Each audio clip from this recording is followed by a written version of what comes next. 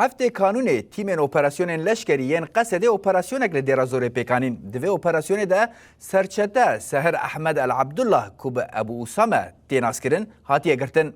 اف سرچته برپرس چک و تاقمنیان شانه داعش لگندوارین دیرا زوره بو دمالاوی ده مقدارک جبل خانه جاتیه دست سر کرن چته لخوم کرده کوب شانه اخوار نیزیکی 20 ایریشن تروری پیکانینه و بجداری وان بویه جوان بمب باران هدف گرتنا خالن کنترل ایریشن لسر وسایتن لشکری هدف گرتنا مالن سیویلان و تانکرن سوتمنینا اف چته به دوی خو بحث حمو کریارن کوپیک آنین دکه. الاسم ساهر احمد خلف العبدالله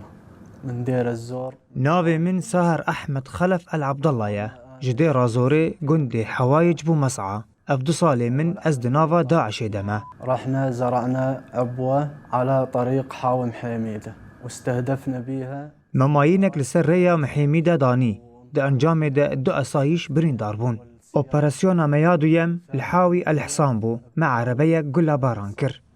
ضربنا سيارة زادين بالبارودة وبعدها زادين بشي 20 يوم زادين جو پشتی وی به 20 روزان ام چون محمیدا اولور مماینک چاند تیدا عربیک جوجرای هایلوکس هات ارمانج گرتن و سه کس برین داربون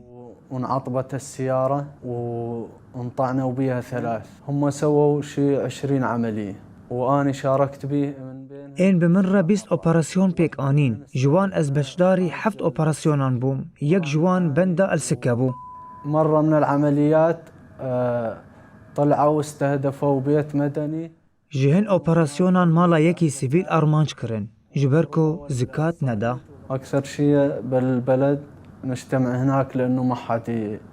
يعرفهم هم هر دم ام لباجر هف دبینن جبركو کس مناس ناکه ام لسر اپراسیونان دا آخفن بی امی کنگی و کودری ارمانج بکن نقطيهن مثل بخضرة أو نقطيهن ام چک اوماینان بسبزیان ودشیرن آنجی هن تشتان لوان دپیچن داکو نین خیا کرن